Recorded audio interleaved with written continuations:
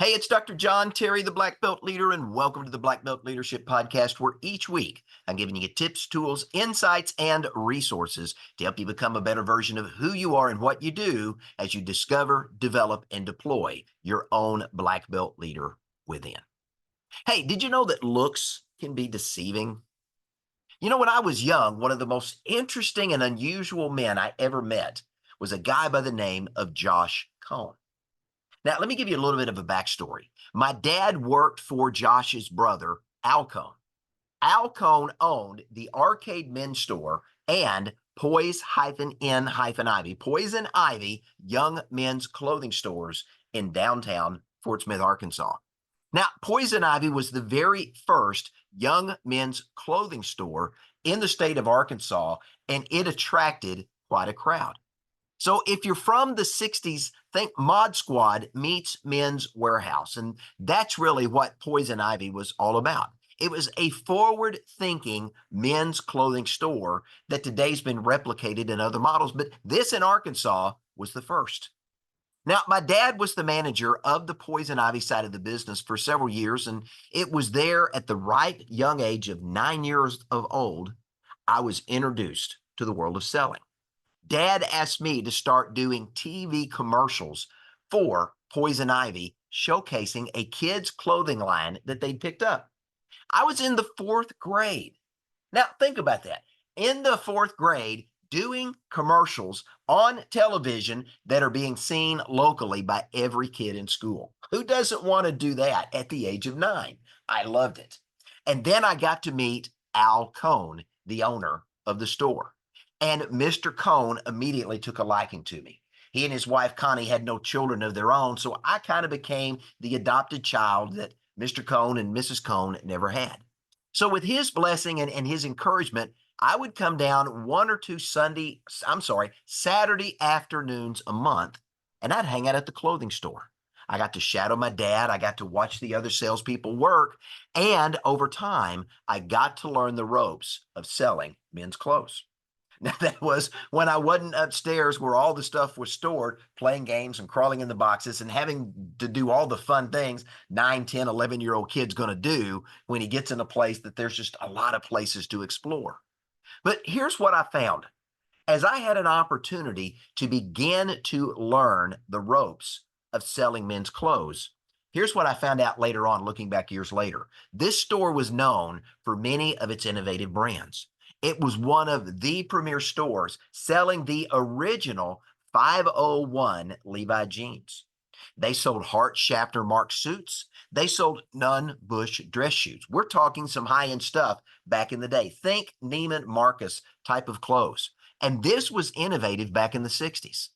Now, after a period of time of spending some time with Mr. Cohn and with my dad and some of the other salespeople there that would take their time and show me a few things about the selling industry and clothing in particular, I got pretty good at sizing up a man when he walked through the big, heavy glass doors of the Poison Ivy store.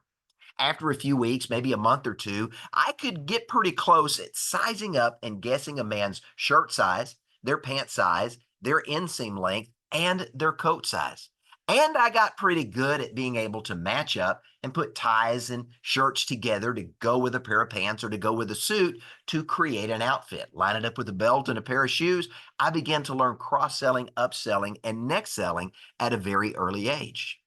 Now, over time, I picked up some regulars, as I would call them. This was a handful of customers, mostly my dad's customers, who were kind enough that when they would come in to see my dad to buy clothes, they would allow me to help them and help my dad make those clothing selections. Now, Mr. Cohn insisted that I got credit for those sales, and I use that term loosely. He gave me my own sales book, and he taught me how to record my sales and how to track my sales so I could see if I was doing better each week than I was the week before. I learned the importance of measuring what matters. I also learned from working with the other men and women that worked in the store how to stock a shelf, how to dress a mannequin, how to design ad layouts for the newspaper, and I learned how to make change out of a cash register. Now, we're talking old school because the cash registers back in the 60s did not have all the computer functions we had today. You literally had to count out the change by hand. Now, to me, thinking back, looking back several years into the past, this was an early introduction for me into entrepreneurship 101. Now, Mr. Alcone talked about his brother Josh a lot when I was down. They were very close. They were both successful businessmen, and Mr. Cone looked the part. He always dressed to the nines and always came in looking like a successful man. But when I met his brother Josh, I can tell you this: Josh did not look the part of a successful man. In fact, I remember the very first time I was introduced to Josh Cohn. He was not at all what I imagined and what I expected he was going to look like. Here I thought I was going to see one similar to Al Cohn, someone that was wealthy and someone that dressed the part. But when I was introduced to Josh, here's what I saw. I saw an older man wearing an old cardigan sweater, probably a little bit moth-eaten. He had a half-chewed cigar hanging out of the corner of his almost toothless mouth because he didn't spend the money to go to the dentist. Now, on his head was a well-worn, sweat-encrusted wool hat that had seen its better days. His overall appearance, if I could use one word, it was disheveled. His clothes had the appearance of something that had just been pulled out of the drawer, had never been washed or ironed. They just looked old and wrinkled. His shoes were well worn and unpolished. He drove an old beat up pickup truck, and from all outward appearances, Josh Cohn looked like he couldn't rub two nickels together. But here's what I can tell you, and I learned this early in life: looks can be deceiving. Josh Cohn was what we would refer to today as an eccentric. He owned several commercial buildings on Garrison Avenue and surrounding parts of downtown Fort Smith back in the 50s and 60s, including one building in particular that housed Fort Smith's historic, very famous Boston store. Now, the Boston store, if you think Neiman Marcus meets London's historic Twining's Tea Shop, that was the Boston store. It was, again, a place that many, many people came, and it was a unique department store that for many, many years was a landmark of downtown Fort Smith. Now, Josh Cohn, from what I remember and what my dad has told me, he was an extremely wealthy man, but from his outward appearance, it masked completely who he truly was. Now, I don't know how wealthy he actually was, but here's what I can tell you. He was likely an early candidate for the inclusion in Thomas Stanley's book, The Millionaire Next Door. But again, looks can be deceiving. Now, one of the more humorous stories I recall from my youth about Josh Cohn, and I don't know if this has been embellished or not, but I remember this story being told to me several times when I was a young 9, 10-year-old boy. Here's the story I was told. Josh Cohn, one night, climbed up on top of the Boston store building to attempt to fix an air conditioner that wasn't working right. Now, a Mr. Fix-It by trade, Mr. Cohn, I'm talking about Josh, didn't want to pay for a repairman unless it was something he couldn't fix himself. He grew up in a Mr. Fix-It world that you learned to fix what broke, and you only hired someone to fix it when you couldn't fix it yourself. Now, mind you, it was late at night and probably very early in the morning, and a young policeman new to the district noticed a beat-up pickup behind the Boston store with a ladder leaning up against the building. Now, the officer scaled the ladder, and what did he find? A disheveled older man hunched over, working on an air conditioning unit on top of the building. He assumed, rightly so, that he had come across a prowler who was attempting to break into one of Fort Smith's most iconic buildings. Now, remember, looks can be deceiving. Now, despite Josh Cohn's claims that he owned the building, the policeman took him into custody and drove him downtown to the station. All the way there, Mr. Cohn kept insisting he was the rightful owner of the building. And once they got to the station, Mr. Cohn asked if he could make a phone call to prove who he was. He got permission, and who did he call? He called the chief of police, who was a personal friend, and asked him if he would explain to this young, inexperienced officer who he really was. Remember, looks can be deceiving. Now, I tried to envision what that conversation looks like, but can you imagine what happened when the chief asked Mr. Cohn to hand the phone to this young, inexperienced officer? Now, I'm guessing he probably got an earful from his boss. And from what I was told, this police officer hung up the phone and began to apologize profusely to Mr. Cohn. And he simply wanted to have one thing. He said, "What can I do for you, Mr. Cohn?" He says, "Please take me back to the building so I can finish what I was working on." And according to the story I was told, this policeman took Mr. Cohn back to the building so he could scale it and continue his work on that air conditioning unit in the middle of the night. I often wonder what happened to that young policeman. Now, I envision him being demoted to a walking beat where he had to walk around writing parking tickets all day or some other menial task, but I have no idea. That's just my imagination going wild. But whether the story is actually what happened as it was told to me, or whether it was embellished a little, maybe a whole lot, that I don't know. But having met Josh Cohn and spent some time with him, I could really see something like that actually happening. But here's what I do remember about Josh Cohn. He was always friendly. He always had a great sense of humor, and he always went out of his way to say hello and to talk to me, and not just small talk. He was interested in what was important to me. But he always had the look of a disheveled old man who didn't have a dollar to his name. Today, if you saw a gentleman like that, you would expect him to be at the Salvation Army or the local thrift store buying hand-me-down clothes. But that was not who Josh Cohn was. But if you just judged him by the outward appearance, he appeared to be something other than he was. When you saw him and the way that he appeared, little would you know that he was quite wealthy. But he chose to keep that fact to himself. Now, I learned a very valuable lesson from Josh Cohn, and that's the topic of today's lesson. Looks can be deceiving. There's often so much more to people than we give them credit for. And here's what I can tell you about initial impressions. Initial impressions can be and often are incomplete, incorrect, and often just plain wrong. Now, my wife was sharing with me the other day that growing up, she spent some time working for Neiman Marcus. And she was telling me as I was working on this lesson that one of the things they constantly drilled into the people that were going through the training with her was something they stressed in sales training repeatedly over and over. And it essentially said this: never judge a person's pocketbook by the clothes on their back. Now, think about what they were saying. One of the premier department stores in the world understood that looks can be deceiving. In fact, Neiman Marcus and many of the more famous stores in Hollywood and LA and other parts of the world will tell you that some of their best customers are often some of the most eccentric. Now, thinking along this same line of looks can be deceiving, I remember a story that was shared with me by a financial advisor who had responded to a farmer's call to talk to someone about estate planning.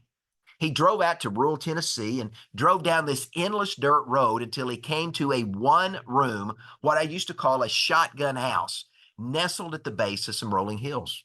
The farmer drove up and carefully got out of his car as a dog was barking, and an old farmer drove up on an old, beat-up John Deere tractor wearing bib overalls. One of the snaps was gone, and the man had no shirt on and looked like something out of an old movie that you would expect to see in rural Tennessee.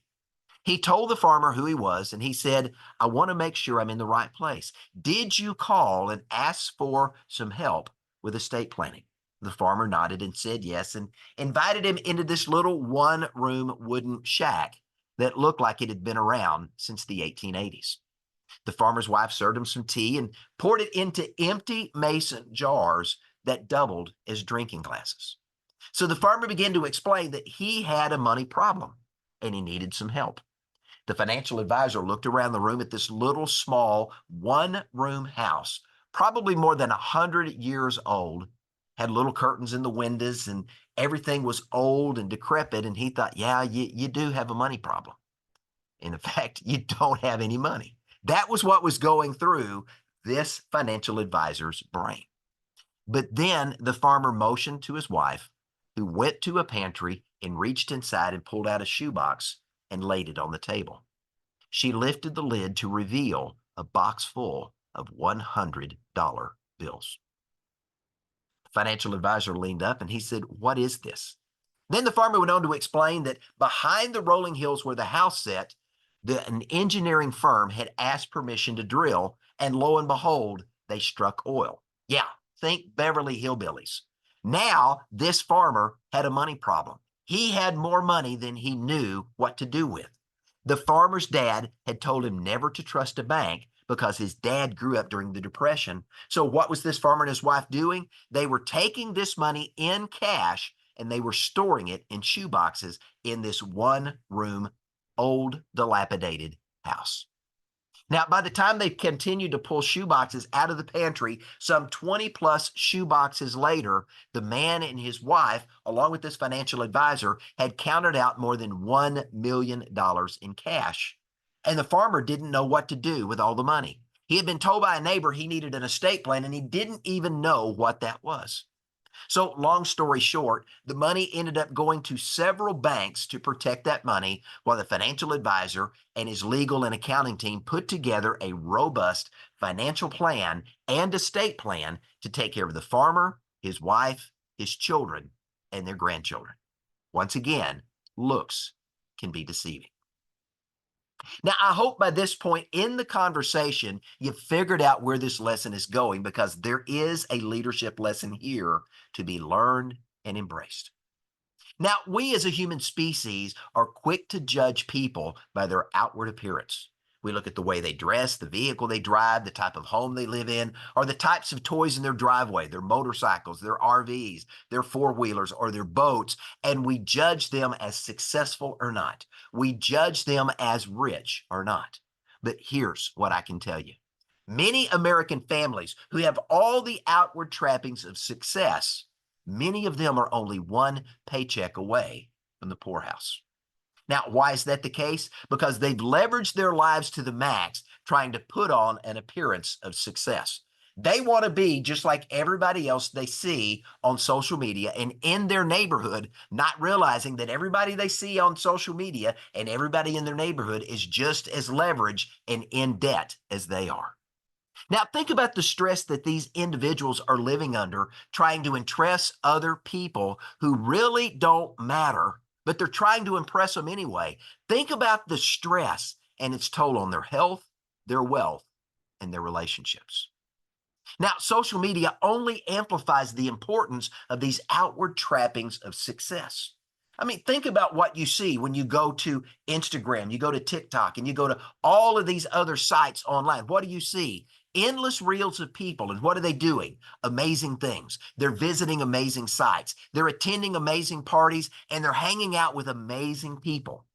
But here's what we don't understand and we don't realize. Most of those videos are highly curated, highly scripted, highly edited snippets of a life that is not as successful as we think it is.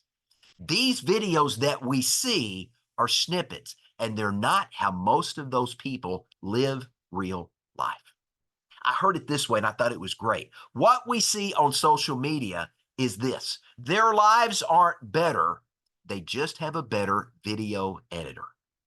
I thought that was a great example and a great way to look at it. The lives we're seeing are snippets in time, and it doesn't show the full breadth of how these individuals are living life, are failing to live life, and it doesn't show us the struggles and challenges they, like we all go through. Now, their lives aren't better, they just have a better video editor. Remember that next time you're on social media. Now, social media, for all of the advantages it has from a business perspective, it has become a toxic cesspool of negativity. It is a highly curated, highly edited series of video highlights. And those video highlights cause us to compare and contrast ourselves with these highlight reels that aren't real life. Out of that, we also get peer pressure to conform so we can have our own highlight reels and look just as impressive as these other people that are trying to impress folks that really don't matter. Most of those people that are trying to impress us, if we were to meet them, we may find that their lives aren't as successful and aren't as exciting as they appear to be. We want to conform So we yield to the peer pressure when we try to do the things they're doing, often going into debt up to our eyeballs to do so. Why? Because if we don't conform, we fear the threat of being canceled, or God forbid, you have an independent thought and start to think for yourself. Now remember, looks can be deceiving, even on social media. So it begs the question, how should a black belt leader respond to this truth that looks can be deceiving? Well, let me ask a question. Did you know that every single person alive today, including you, are unique? Every single person alive today on planet Earth, the 6+ billion people living on Earth today, every single one of them is unique. They are one of a kind. The millions of neural pathways running through their brains and the way their brains are hardwired, the way they think, the way they live, the way their DNA has aligned to create them is as individual as a fingerprint. Think about this. Nobody who has ever lived, is currently living, or ever will live in the future will be just like you.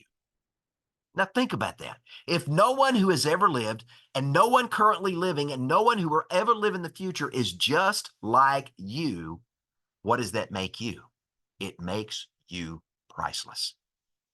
Now think about it. If that's the case, and science has proved it's true, every single one of us listening to this podcast today is valuable. You are priceless. Now, why do I say that? We all have our own unique life experiences. We've all experienced lives in different ways. And because of that, we have things that we can bring to the table nobody else can bring, because every single one of us sees the world a little bit differently. You and I, we each have our own unique collection of gifts and talents and abilities that are unlike anybody else in the entire world. Again, nobody that's ever lived, nobody living now, nobody that's ever going to live in the future is just like you. Now, each and every one of us can say or do something better than anyone and everyone around us. Again, that makes us unique, one of a kind. It makes us priceless. And it also makes every single person around us priceless as well, regardless of their outward appearance.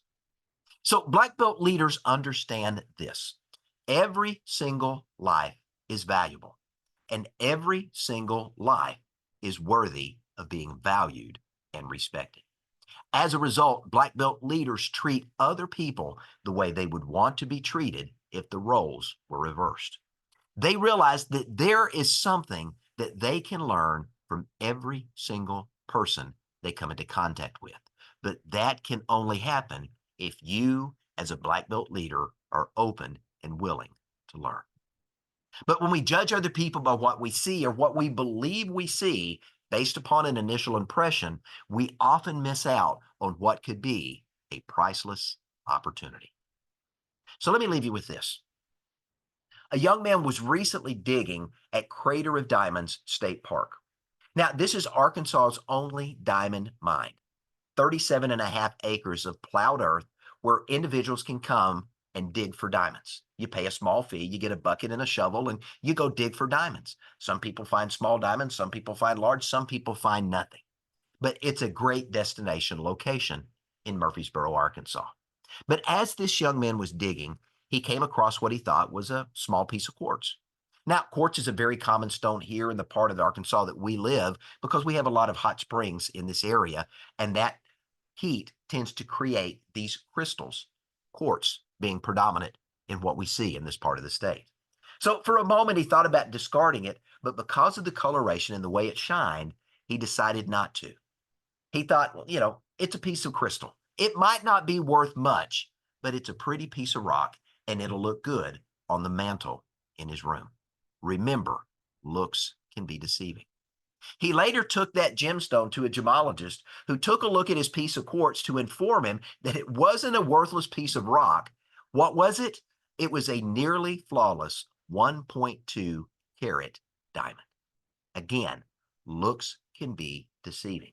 And what this young man saw based upon outward appearance was something of little value until he gave it a second look. So here's my question as we wrap up today. Who are you ignoring that you should be embracing who could open up the next door of opportunity for you? Is it that diamond in the rough that you walk past every day and you never speak to? Who are you ignoring that you should be paying attention to or listening to or learning from that may have the answer that you're searching for to bring an idea that's been stuck in your head for some time into its physical representation into the earth and give you the success you've always wanted to have? Could it be that diamond in the rough you never have given the time of day? Who is that diamond in the rough that you need to give a second look? If you are priceless and everyone around you is priceless, one of a kind, maybe they need a second look. My mom told me growing up, you can't judge a book by its cover. So let's stop judging those around us simply by looking at their cover. Let's reserve judgment until we've had an opportunity to read the book of their lives and see what's inscribed on the pages therein and discover the true value inside the pages of their book. Remember, looks can be deceiving, but black belt leaders choose to look deeper so they are not deceived. I'm Dr. John Terry, the Black Belt Leader. Thanks for joining me. Have a great day.